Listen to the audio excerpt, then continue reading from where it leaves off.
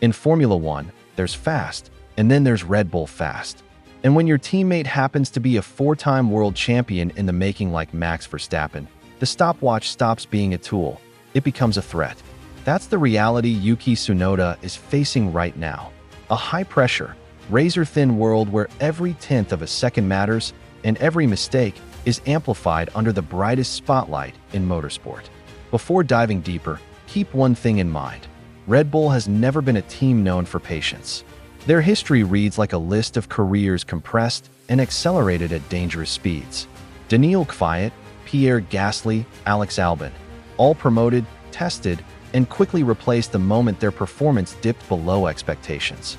The Red Bull system rewards brilliance and punishes hesitation, often within the span of a handful of races.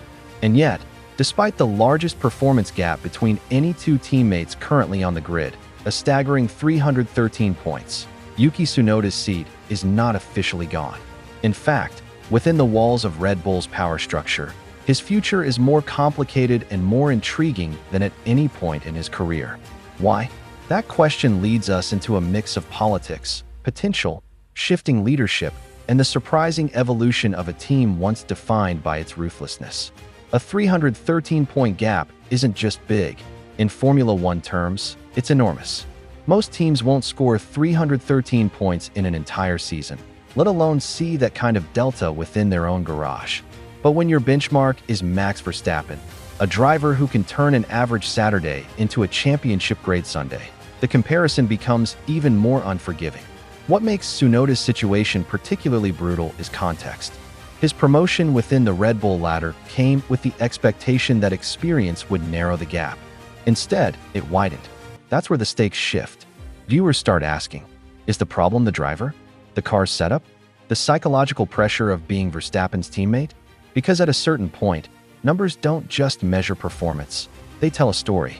Under the old Red Bull regime, led by Christian Horner and Helmut Marko, driver decisions were swift and clinical. The philosophy was clear: keep the fastest, drop the slowest, and never hesitate.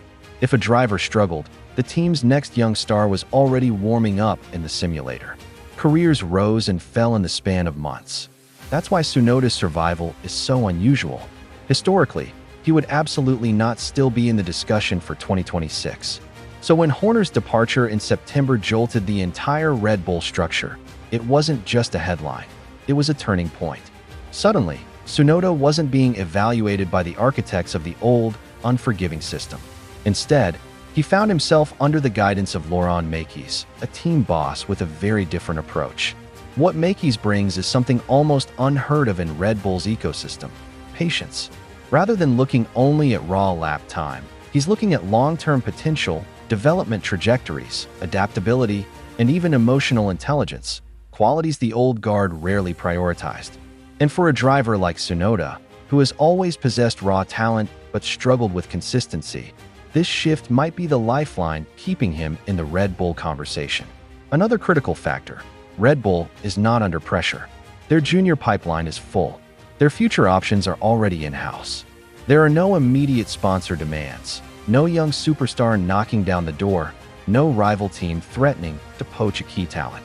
This gives Mekies the luxury of evaluating Tsunoda over an entire season rather than rushing to a mid-season verdict.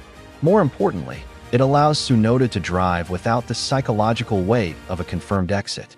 He can perform, or fail, without the immediate doom that used to shadow any struggling Red Bull Jr. With no urgency, the outcome becomes harder to predict and far more interesting.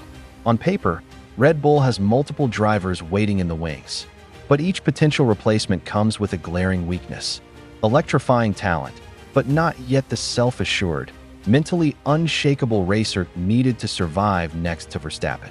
Incredibly fast, but lacking the consistency required for the top seat, and vulnerable to the rookie mistakes that could derail his career before it even takes off. Promoting the wrong driver wouldn't just put Red Bull at risk, it could permanently damage a prospect's future. Compare that to Tsunoda: experienced, occasionally brilliant, increasingly mature, and deeply integrated with the team.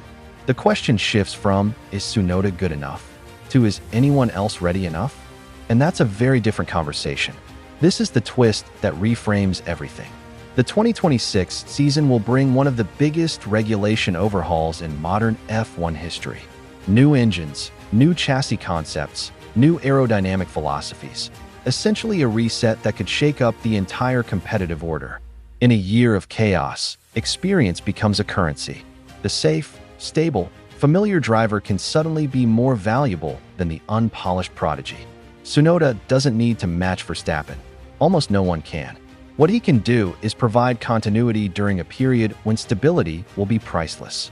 And that, more than anything, is why the debate